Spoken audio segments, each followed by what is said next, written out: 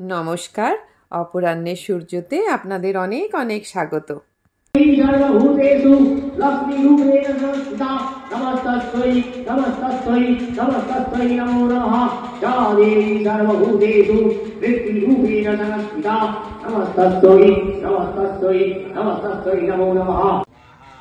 মহানবমীতে মায়ের কৃপায় আপনাদের সকলের জীবন ভরে উঠুক আনন্দ, সুখ ও ভালোবাসায়।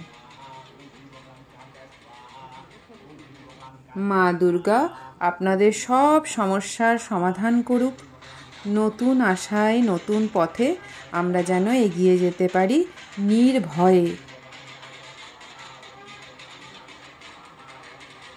দেবী দুর্গার 10 হাতের 10 অস্ত্র দিয়ে আমরাও যেন আমাদের জীবনের আসরিক শক্তিগুলোকে বিনাশ করতে পারি। দেখুন, রাত 2:30 থেকে শুরু হয়েছে মহানবমী পুজো।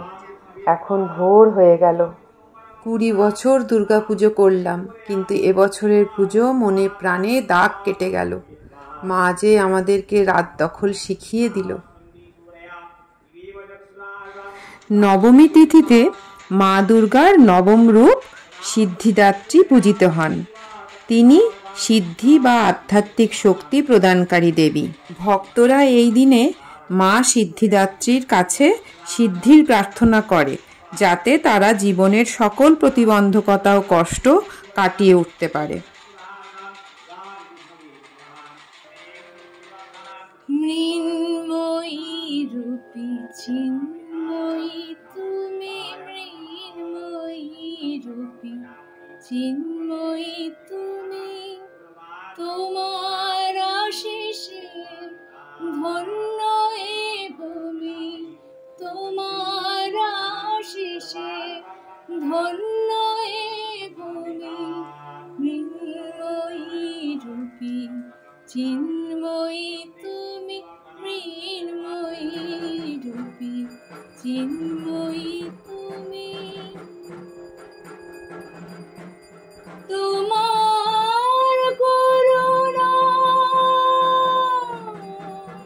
তোমার করুণা, তোমার মহিমা, তোমার করুণা, তোমার মহিমা, তোমার এই জগতে ছড়াইছ তুমি, তোমার এই জগতে ছড়াইছ তুমি। মৃন্ময়ী রূপী চিন্ময়ী তুমি, মৃন্ময়ী রূপী চিন্ময়ী তুমি, তোমার আশিসে ধন্য এ ভূমি। মৃন্ময়ী রূপী চিন্ময়ী তুমি, মৃন্ময়ী রূপী চিন্ময়ী তুমি।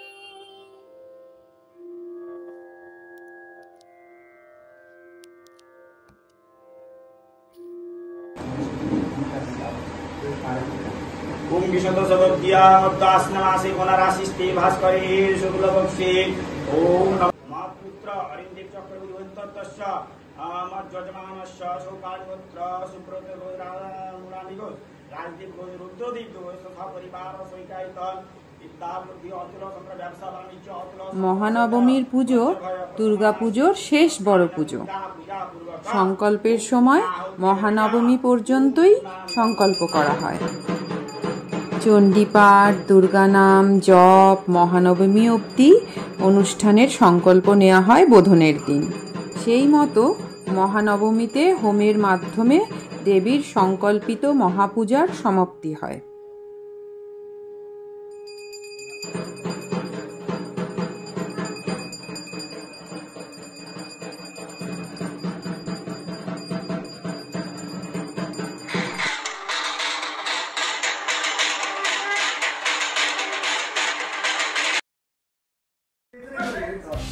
এই যে দেখুন, আমার প্রিয় কচিকাচার গ্যাং 3 তলা থেকে 2 তলায় নামলো দুপুরের খাবার খেতে।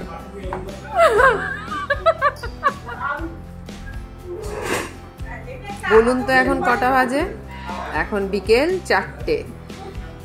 ওনাদের এখন দুপুরে লাঞ্চ করার সময় হয়েছে।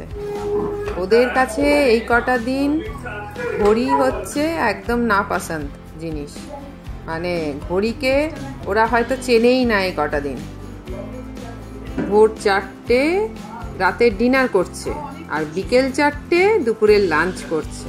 ভাবুন কি বিন্দাস আছে এরা। সারা বছর অনেক অপেক্ষার পর এই ভাই বোনেরা সব একত্রিত হয় এই পুজোর কটা দিন। তাই আনন্দ করুক বাবা, এইরকম আনন্দ যেন ওরা সারা জীবন করতে পারে। সারা বছর ঘড়ির কাঁটার সঙ্গে দৌড়তে দৌড়তে ওরাও একেবারে বয়কট করে দিয়েছে এই ঘড়িকে এই পুজোর 4টে দিন। তবে ওদের আনন্দগুলো না আমারও ভীষণ ভালো লাগে। এই তো জীবন, এই তো কটা দিন আনন্দ করবে, অক্সিজেন নেবে, তারপর সারা বছর দৌড়াদৌড়ি করবে। এই যে আনন্দের মুহূর্তগুলো যে কি তাড়াতাড়ি হুড়োহুড়ি করে চলে যায়।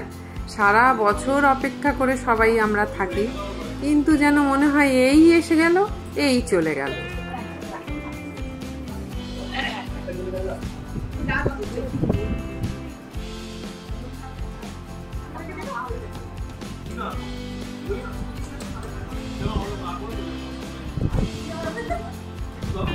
দুর্গাপুজোর সময় দুর্গাপুজোকে নিয়ে যেরকম নানা রকম মুহূর্ত আপনাদের কাছে শেয়ার করে খুব ভালো লেগেছে।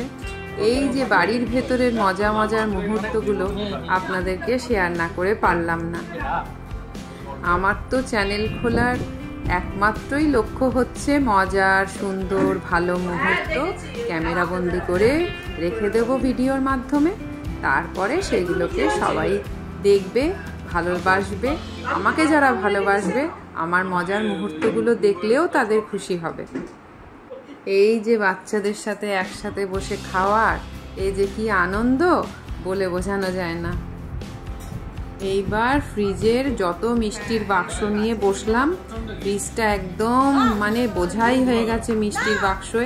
ঠিক করে গুছিয়ে না রাখতে পারলে ফ্রিজে আর কোনো জায়গাই নেই। তাই বসে পড়লাম, বলছিলাম কে কোনটা খাবে বেছে নাও। পুজোর সময় কিন্তু এগুলোও বিরাট বড় কাজ, খাবার জিনিসকে ঠিক করে গুছিয়ে গাছিয়ে রাখা। এই যে ফটো ফ্রেমে কাকু কাকিমা একজনকে দেখছেন সামনেই, এই কাকু আমাদেরকে ছেড়ে গত 2 বছর চলে গেছেন তারাদের দেশে। আশা করি কাকু আপনি নিশ্চয়ই খুব ভালোই আছেন।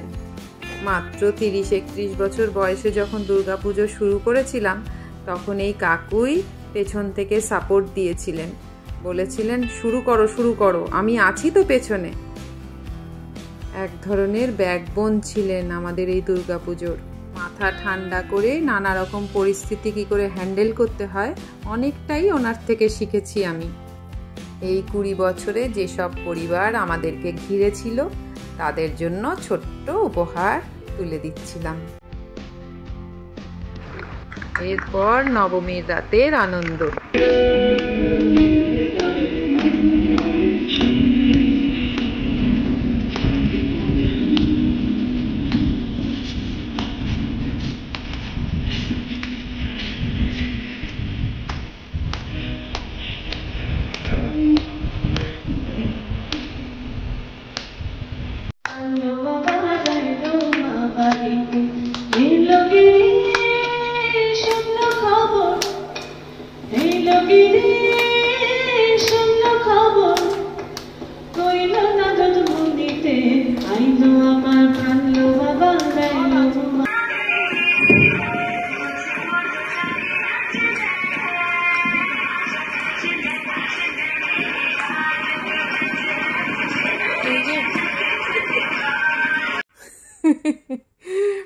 আপনারা দেখলেন তো, আজকের মতো এতটুকুই।